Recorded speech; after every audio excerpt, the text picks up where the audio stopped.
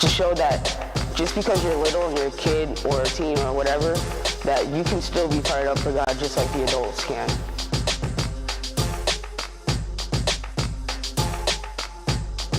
When you're united for Christ, you're always ready to share the word with other people. Hi everyone, my name is Harmony. I'm Jordan, and we are a part of the Ignite Youth Ministry. Thank you for joining us for our Ignite Sunday live service. Please be sure to like, comment, and share. Also, encourage a friend to be a part of our wonderful worship services.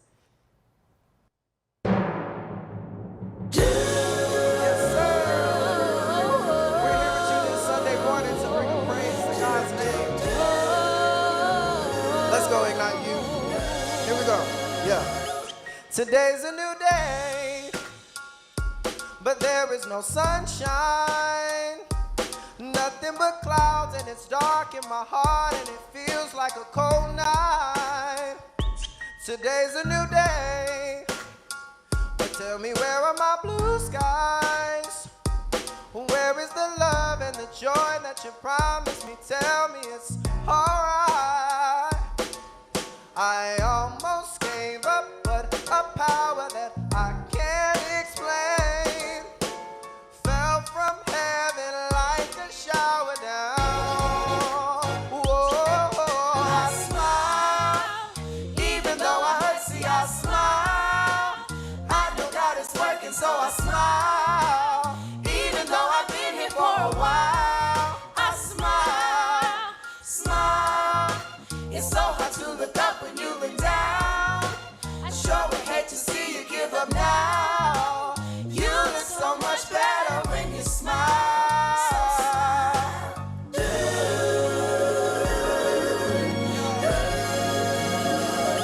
Today's a new day, but there is no sunshine. Nothing but clouds, and it's dark in my heart, and it feels like a cold night.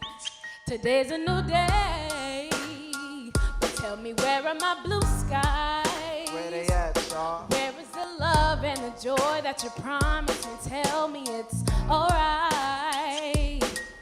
I almost gave up, but a power that I can't explain fell from heaven like a shower now.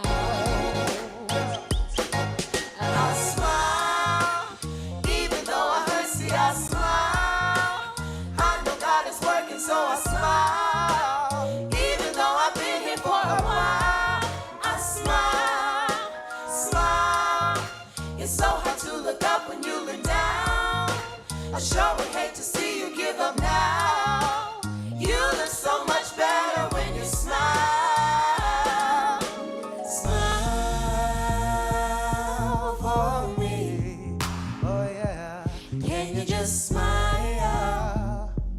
for me. Smile for me. Can you just smile for me? Yeah, and my people say, oh, oh, oh. You look so much better when you, oh, oh, oh. You look so much better when you, oh, oh, oh. You look so much better when you, oh, oh, oh. You look so much better when you, oh, oh, oh. You look so much better when you, oh, oh, oh. You look so much better when you, oh, oh, oh. You look so much better when you, oh, oh, oh.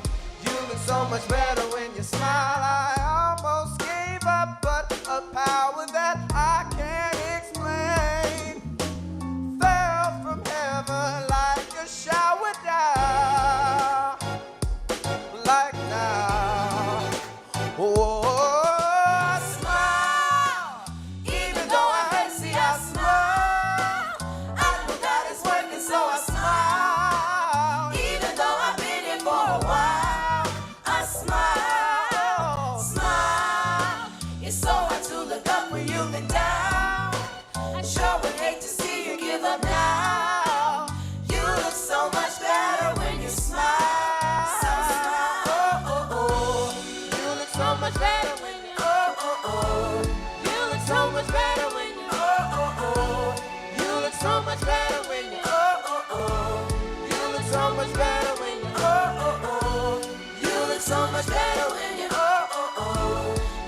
so much better when you oh oh oh. You look so much better when you oh oh oh. You look so much better when you smile. So smile, just smile. Can you smile for me? Yeah. God is good. Yeah, I see you smiling.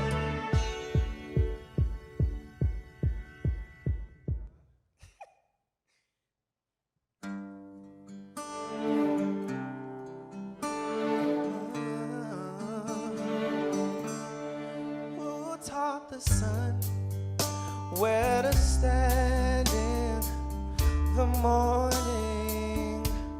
And who taught the ocean you can only come this far?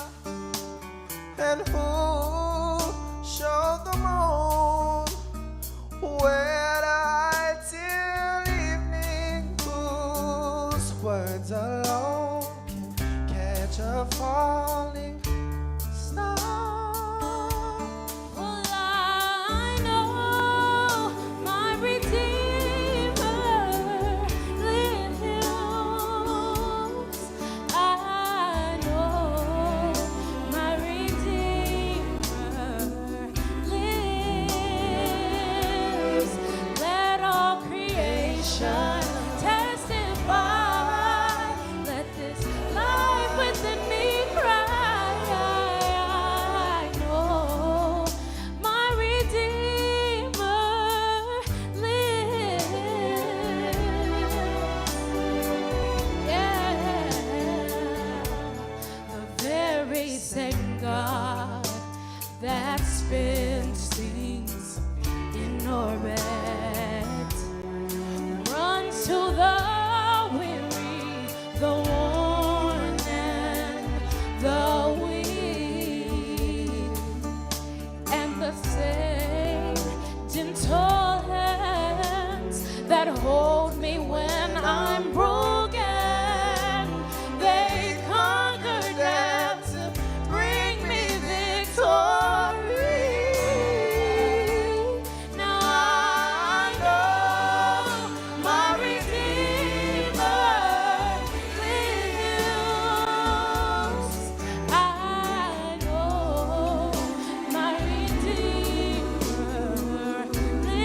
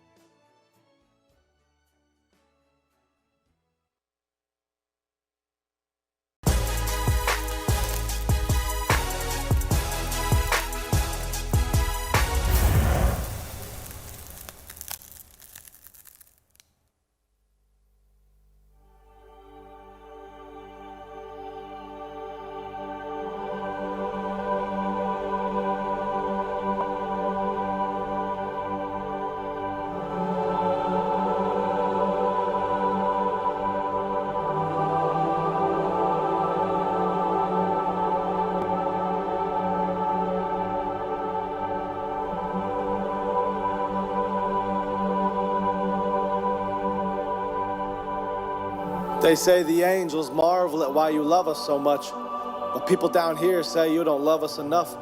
They say the atheists look at the heavens and don't believe that you're there. If I'm being honest, I don't feel worthy to take a breath of your air. I don't contemplate what angels and men think about you. I wish I could be like you, but I don't know how to. You are everything that I'm not. And God, I'm trying my best to follow you with everything that I've got. But sometimes in this world of fury, it's hard to focus. I'm trying to keep my eyes on the God of David, of Daniel, and Moses. You rained down fire on Sodom and your hand split the oceans. You welcome home sinners with arms always open. You created the world in 6 days and rested on the seventh. You created me in your image and you changed my life in a second. You formed the stars with your breath and the waters with your spirit. I'm drawn to the sound of your melody whenever I hear it. Your choir is the wind and your voice is the thunder. You gave grace to my sins and lifted the noise I was under. You light up the sky with lightning bolts of your power. Your majesty stretches above the clouds. My God is a tower. Your throne is somewhere out past this earthbound gravity. I was born with a curse of depravity that was passed to me. But you didn't expect me to be perfect. That's something you never asked of me. It took the blood of your son to rescue me from this tragedy. The world might think I'm crazy and my critics might laugh at me. I just hope one day they meet the God who died for them too. They know not what they do, just followers of Satan who lied to them too. So they can mock and sneer and call the things of my God laughable. But you go beyond the limits of the finite natural. You reach past the infinite and into eternity. And like the fire of Nebuchadnezzar, you walk into the flames and you burn for me. And I'm trying to be who you want me to be. I look past the heavens and I see the outline of your majesty. Heavy is your call on my life and the torch that you passed to me. I'm just trying to be faithful to you, God, my King. Glory to the Most High. Someday I'll join with the angels and sing. But for now, my mind can't comprehend your glory, can it? I won't understand you fully until I'm off this planet. And if I'm being honest, I look forward to leaving this place. I'm an astronaut born to be with you. Down here, I'm misplaced. Up there, I'm at home. In glory, down here, I'm disgraced. But if the world hates me, I have to remember it hated you first. You offer living water at the well to be traded for thirst. You walked on water and you turned water into wine. You calmed the storms and you took the sins that were mine. Someday every knee will bow and every tongue will confess. Reality will set in for the sinner like a gun to the head. You don't have to be from Moscow to play Russian roulette. Every day people risk life after death, but you offer a way out for flawed people like me. Sons and daughters of the King is what you've called people to be. You are fashioning my hands for battle and my life for war. For the first time I can see, my sight's restored. And out of these ashes I will rise to tell others about you. And you will lift me up and speak through me when I don't know how to. So use me, God, and speak through my weakness. With everything in me, I'll follow you, Jesus. And someday I'll fall to the ground when we meet. I'll live this life in hopes of placing crowns at your feet. And I can picture you there with angels in flight. Until then, you've called me to run into the night. And into the darkness, I'll continue to go. And into your word, I'll continue to grow. You are worthy of every demon that comes against me. In your arms, I am strong. In your river, you rinse me. So take my life and use me, Lord. Your faith is my shield. Your truth is my sword.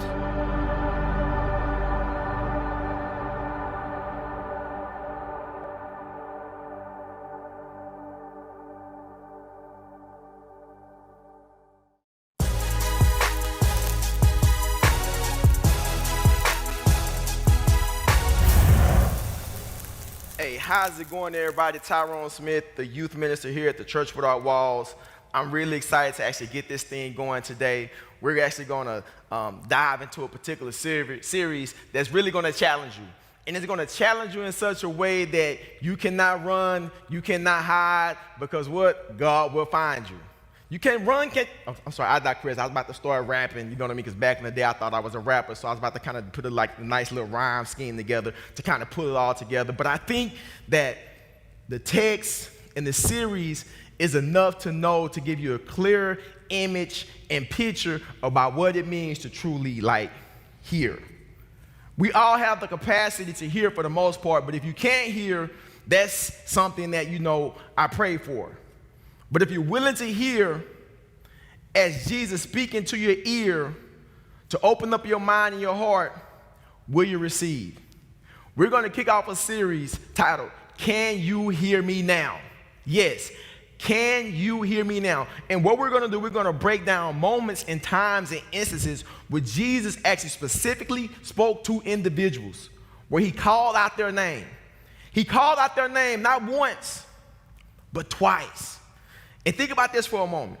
we're going to break down specific characters in the Bible who Jesus called twice. And think about this for a moment. When you think about, like, can you hear me now?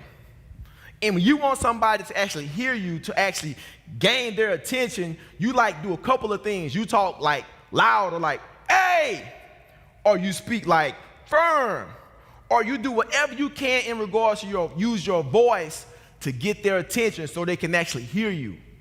And we're going to break down moments and times in the Bible where God called individuals twice. And think about this for a moment. When he called them twice, he like really wanted to gain their attention. When he called them twice, it was because he like cared for them. When he called them twice, it was because he actually knew them. When he called them twice, it was because he had like an intentional relationship with them. Think about that. Can you hear me now? And what we're going to do, we're going to actually analyze the story of Paul. We're going to analyze the story of Paul. And before he was Paul, as you all know, he was Saul. And when he was Saul, there was a moment in the time in his life where he actually didn't really care about believers. He didn't really care about Christians. He didn't care about those who actually follow God. He was pretty much all about killing, destroying, antagonizing, beating, brutalizing anybody that believed. And so here it is. You probably like actually wondering, how can this particular man right here be qualified for the call? And I know you may be wondering that. Now, if he was once called Saul, and yet we find out eventually, as we're going to read, all of what he did to establish churches and just project and proclaim the gospel, but yet, what made him qualified? And before I actually get into that, I'm going to read a couple of job descriptions. And while you're on the other side of the camera virtually, I want you to try to think about what other job descriptions that I'm actually like, reading in regards to the qualifications. Qualifications. Knowledge of proper spelling, grammar, and punctuation. Basic accounting skills.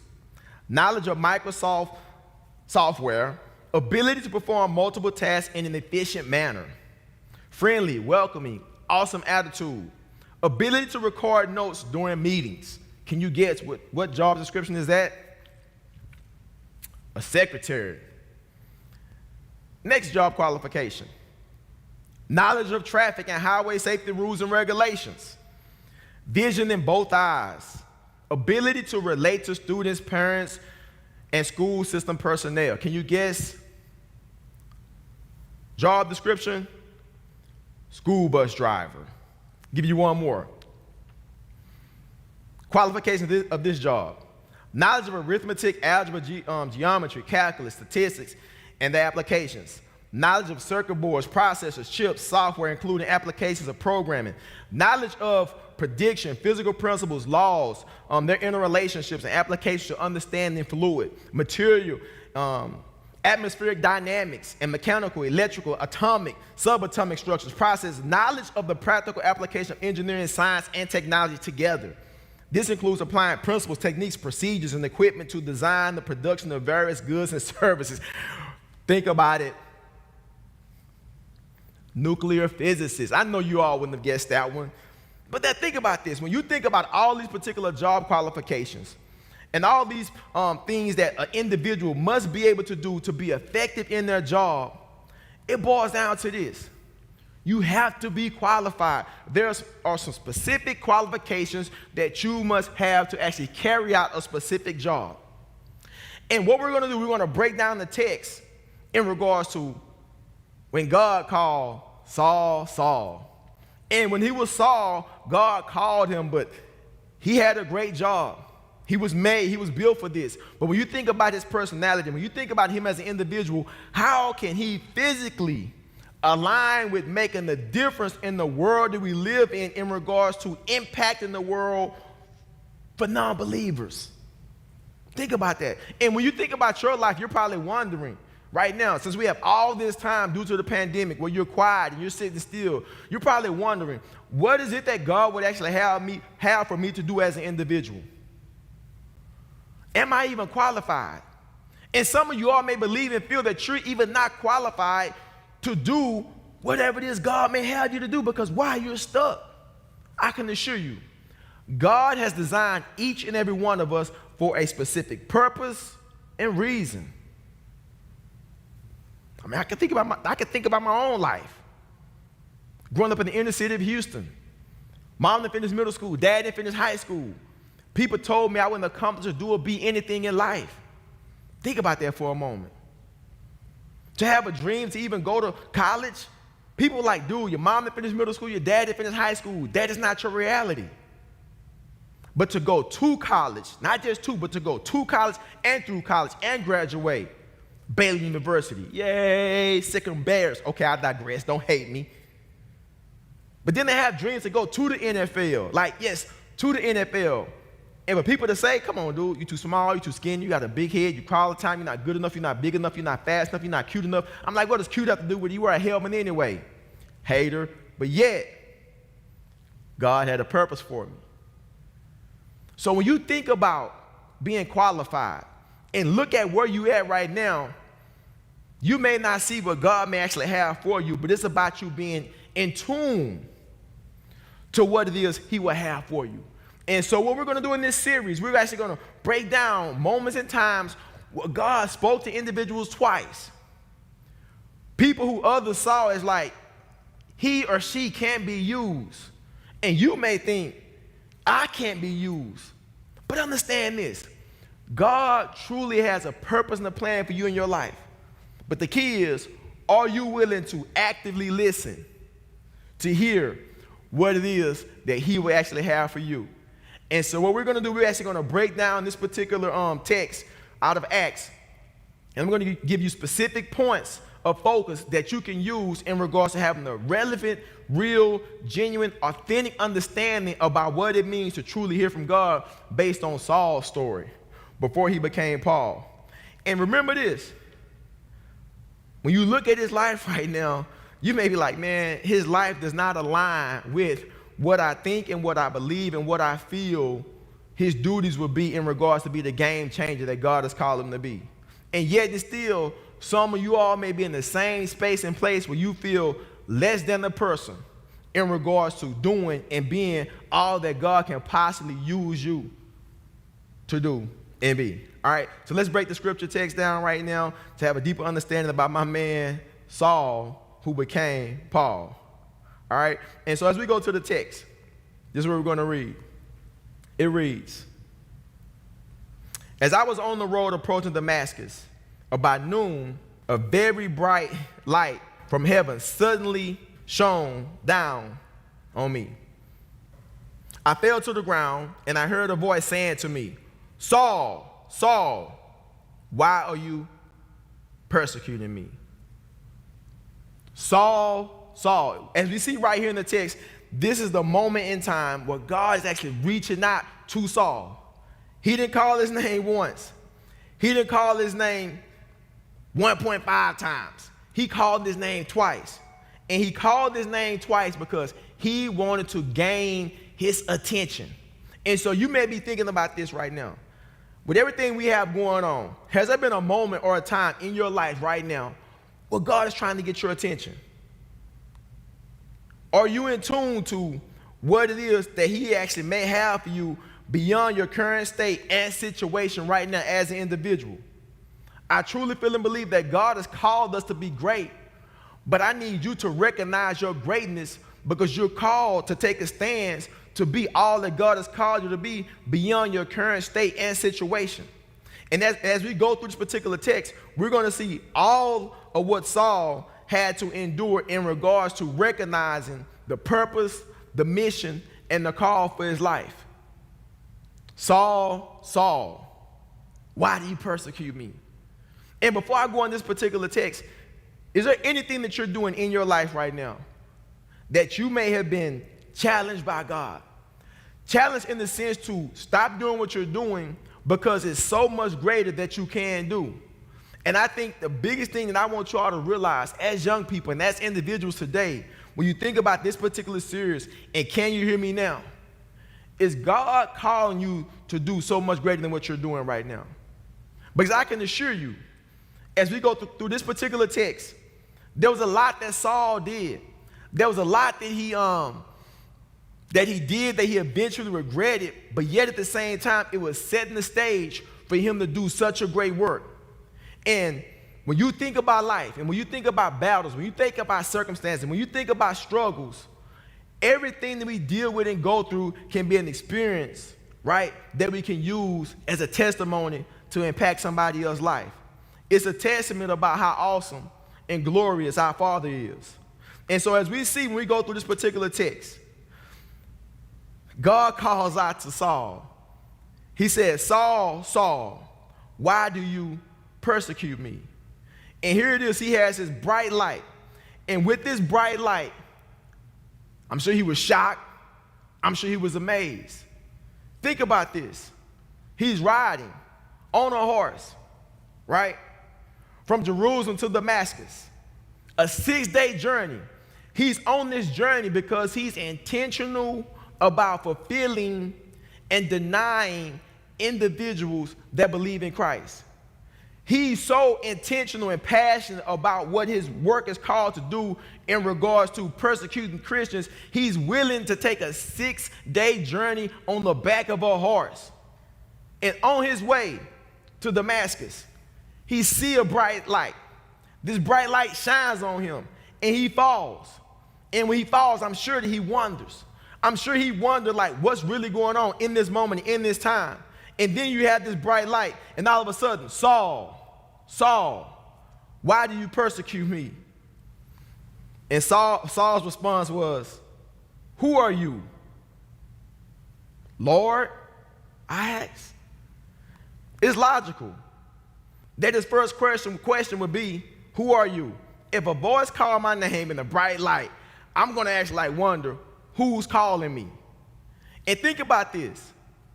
This is his first experience with actually hearing from God. With everything he had been doing, everything he had been going through, all the Christians he had been persecuting, all the Christians that he had been killing, he hears his voice on his way to Damascus, where he's planning to kill, persecute, beat, do whatever to those who believe.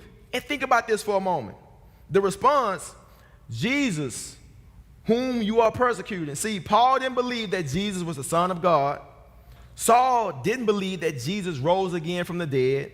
Saul didn't believe that Jesus could forgive sins. This is why he was killing Christians. Saul didn't want what he thought in regards to what he believed to go out in the world. He believed that everything against that was said and stated in regards to the promise and the persecution and the raising of Jesus Christ all was a lie. So he didn't want that to manifest. So what he was willing to do, he was willing to go out and persecute and kill anybody that believed in Jesus. And so here it is. He has a logical question. Who are you, Lord? Because based on all the different things he heard, this was appropriate in regards to God being willing to reach those who were in desperate situations. So he wondered. And when you think about this for a moment, based on where you are right now in your life, has there ever been a moment of clarification where you thought one thing and those things that you thought really wasn't the righteous thing or wasn't the best thing for you? You had a moment of clarity. Think about that. And so what we see right here in the text is that Paul is having a moment of clarity. So Saul had a choice: either believe this new truth before him or reject it. Either believe or reject. He can either admit that he was wrong and believe Jesus is who he says he is, or he can continue to believe the lie and go on living like nothing was any different. And so when you think about your life right now, you're either in one or two places. You're like Saul, where you have your own way of thinking. And your way of thinking pretty much is what you believe, despite what others say, feel, or think about you as an individual. It's like you're there. Or you have that moment of clarity where you have to take a step back and like wonder, based on this experience, based on this situation, I may need to change it up. Think about that for a moment. That's a tough thing to do. So here it is, you have Saul from Tarshish, who was raised a certain way and exposed to certain things and did things his way based on how he was raised, but yet he heard something, but he's just like, nah, that can't be true. I'm going to despise anybody, anyone, any situation, any city, any town, any family that believes the lie that I believe to be a lie, but you know and I know it's not a lie, but yet he's stuck and he's living this way. And he has that moment of clarity. What about you? Can you get to a point in place and space when you have that moment of clarity, where you inwardly look at yourself and see, okay, God, I hear you, but are you willing to move when you hear? Are you going to stay stuck? Or are you going to move to being unstuck? I truly feel and believe that God has called us all to do great things. But we have to be intentional in our actions. We have to be willing to put self aside, right? And think about the great purpose and mission that God may have for you. Can you hear me now? The first qualification to be used by God is to believe he is who he say he is. So Saul chose to believe Jesus and admit that he was wrong. And then Jesus asked him the next logical question. Here it is. What shall I do? Think about that. What shall I do? And the voice replied, I am Jesus, the Nazarene, the one you are persecuting. The people with me saw the light and didn't understand the voice speaking to me. So there were people who was actually with him, right? They saw the light, but they didn't hear the voice. They saw the light, but they didn't hear the voice. God didn't call the others. He was calling Saul. And when you think about your life right now, there may be people in your circle, right? They can see the shine on you. They can see the glow on you, but yet they don't hear the voice. Only you hear the voice. Only you hear the voice because why? You have that personal relationship with God. And God has a personal relationship with you because he cares for you and he loves you. But yet, it's about you realizing, understanding, and knowing that. And think about the people who are in your circle. Yeah, they can see that shine and they can see that glow. But even within that, how much more can you do in regards to being a greater impact in their lives? Think about that for a moment. God may be calling you to make an impact in this world that we live in. And there are people around you, they may see it some of the time, but not all the time. But what's holding you back from being all in? You've heard me say it before. Just because you're young, don't take it for granted. Why wait for tomorrow when you can do it today? Think about that. Why wait for tomorrow when you can do it today? I can assure you there's a great work that God desires to do in your life. But you have to be in tune to receive whatever it is that he will actually have for you. Do you hear him? But do you follow through with the instructions he's giving you? I asked, what should I do? That was his question. And the Lord told me, get up and go into Damascus, and there you will be told everything you are to do. Everything you are to do. So when you hear from God, there's a specific purpose and plan that he will have for you in your life. But I think the big thing is actually realizing, understanding, and knowing. And once you realize, understand, and know, can you fulfill it? I think that you can. And I told you, I don't know if I told you all before about the young man named Caleb that I met a few years ago back in Arkansas. And it amazed me that when I met Caleb at this particular camp I was speaking at, Caleb told me that he was called to do inner city ministry. Inner city ministry. And here it is, Caleb. He's a Christian, he's a believer. At the time, I think Caleb was maybe like about 16 years old, white from Arkansas, called to do ministry. And I asked him, I said, Caleb, man, you're called to do ministry. That's good. I say, but ministry in what capacity? He said, I feel that God has really called me to do inner city ministry. I'm like, okay, here it is. You have Caleb. He's a Christian believer. He loves the Lord. 16, 17 years old. He's white. And here it is, inner city. So he feel led to go in the inner city, some of the most underrepresented, impoverished communities in the nation, and minister to people. Not only any inner city community, but he said he felt and believed that he was led by God to go into the inner city of Chicago, like the south side of Chicago. Like the south side of Chicago is like it's a danger zone, right? There are a lot of danger zones around the world, but the inner city of Chicago, the south side of Chicago, is a danger zone, and he feels led to go and minister, to preach the gospel of Jesus Christ on the south side of Chicago. A 17-year-old white male, he would go every summer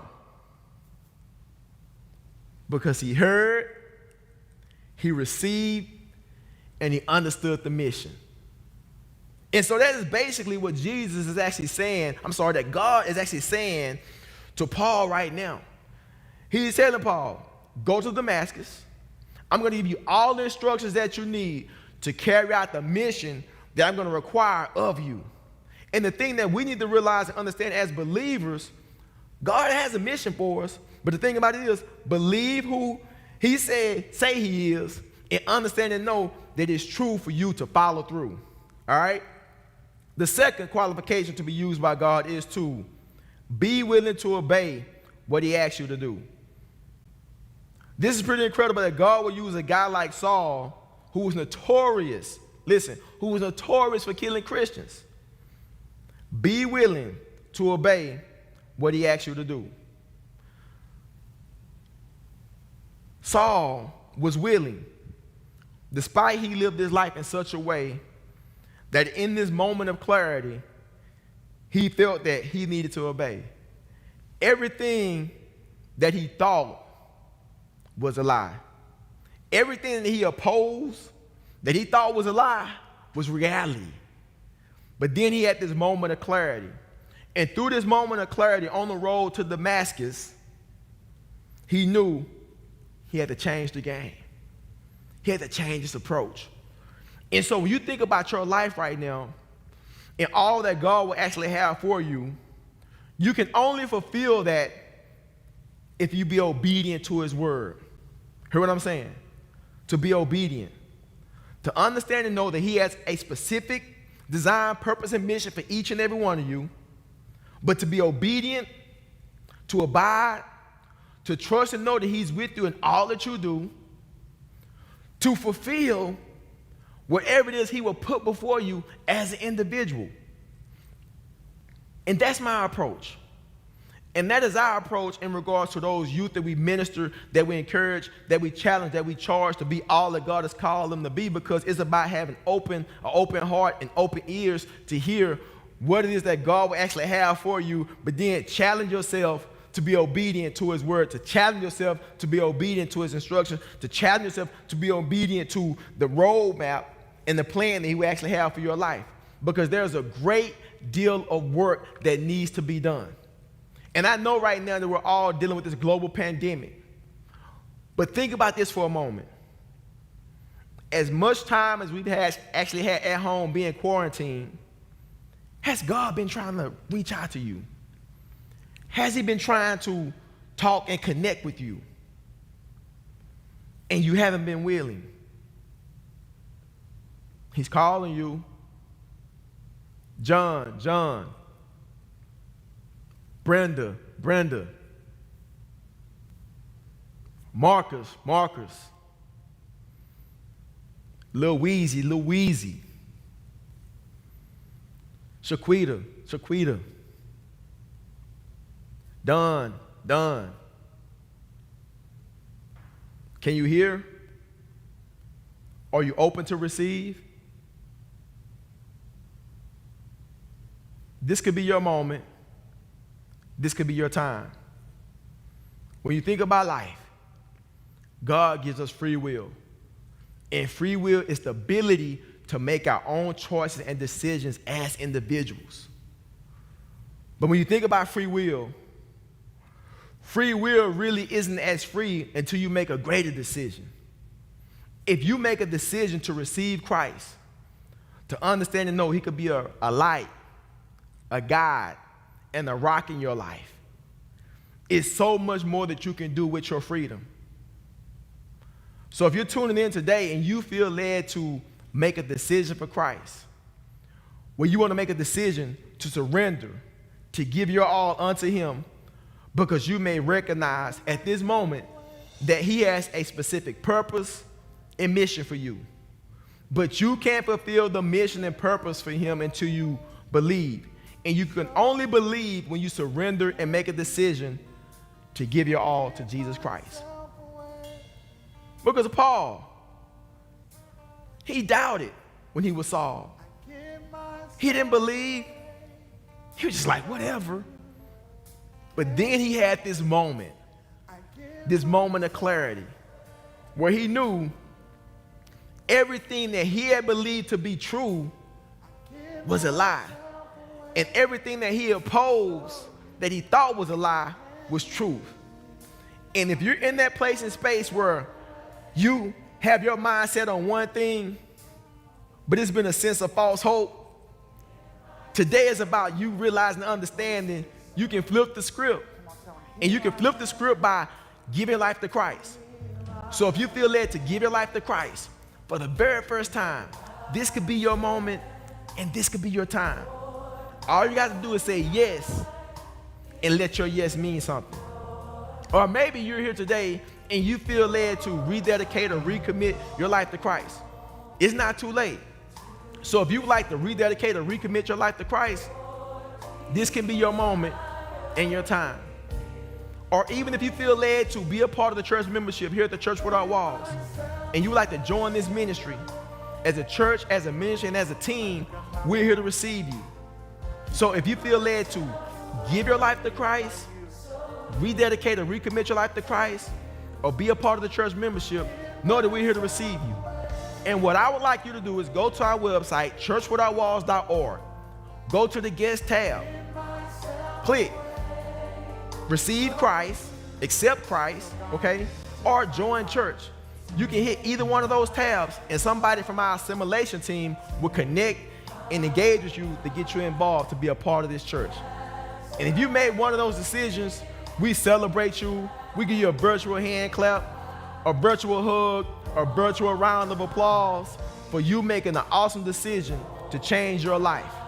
Because God has designed you to be great, but you have to be willing to receive and hear what it is that he will actually have for you. I'm just grateful and thankful that you all tuned in today to be a part of this awesome experience. And what we're about to get ready to do right now, we're actually going to go into our post segment, Post Ignite Sunday Live. We're going to have a quick dialogue and discussion with one of our youth to get that direct feedback about this message. Stay tuned.